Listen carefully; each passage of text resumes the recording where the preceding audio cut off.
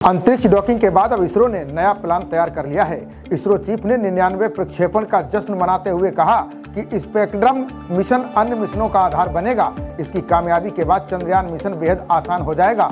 अगले साल 100वें प्रक्षेपण की तैयारी चल रही है। जनवरी 2025 में NVS-2 उपग्रह को लॉन्च किया जाएगा। इसरो ने पिछले कई सालों में बड़े बड़े कीर्तिमान बनाए हैं। यही वजह है कि इसरो अब अमेरिका के नासा जैसे स्पेस ऑर्गेनाइजेशन को कड़ी टक्कर दे रहा है।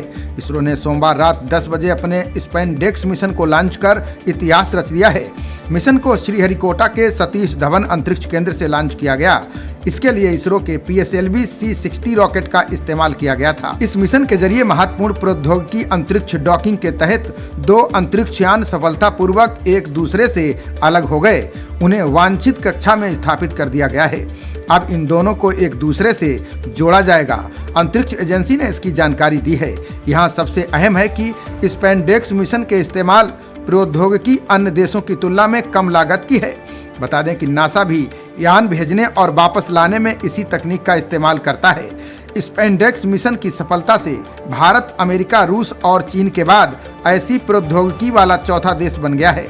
ये तकनीक मानव मिशन शुरू करने, चंद्रमा के नमूने धरती पर लाने, अंतरिक्ष स्टेशन बनाने जैसे अहम लक्ष्यों की दिशा में बेहद अहम है। अंतरिक्ष डॉकिंग के मौके पर इसरो प्रमुख ने बताया कि अंतिम डॉकिंग प्रक्रिया यानी यान को एक दूसरे से जोड़ने की प्रक्रिया 7 जनवरी के आसपास पूरी होने की उम्मीद है।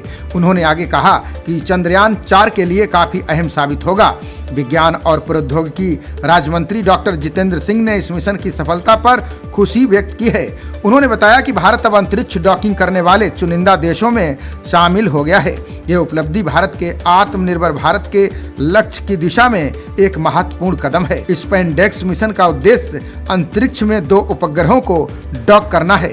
ये भविष्य के अंतरिक्ष मिशनों के लिए एक महत्वपूर्ण तकनीक साबित होगा। यश सोमनाथ ने इसरो के 99वें प्रक्षेपण पर जश्न मनाते हुए कहा कि यह एक महत्वपूर्ण मील का पत्थर है। अगले साल 100वें प्रक्षेपण की तैयारी चल रही है। इसरो जनवरी 2025 में NVS-2 उपग्रह को जियो सिंक्रोनस सैटेलाइट लॉन्च व्हीकल पर लॉन्च किया जाएगा। इसरो प्रमुख एस सोमनाथ ने बताया कि यह मिशन अगले साल के लिए नियोजित कई मिशनों में से एक है। इसरो प्रमुख ने चंद्रयान 4 मिशन के बारे में भी जानकारी दी है, जिसमें विभिन्न मॉड्यूल शामिल हैं। उन्हें अलग अलग समय पर लॉन्च किया जाएगा। उन्होंने कहा कि इन मॉड्यूल को कक्षा में पहुंचने और फिर पृथ्वी की कक्षा और चंद्रमा की कक्षा दोनों ने डॉक करने की आवश्यकता है। इस मिशन का उद्देश्य चंद्रमा पर जाना, वहां उतरना, पृथ्वी पर वापस आना और यात्रा को सफलतापूर्वक पूरा करना है। बता दें कि चंद्रयान 4 मिशन में डॉकिंग अनडॉकिंग तकनीक का इस्तेमाल होगा। यानी चंद्रयान 4 मिशन की कामयाबी स्पेनडेक्स की सफलता पर निर्भर होगी।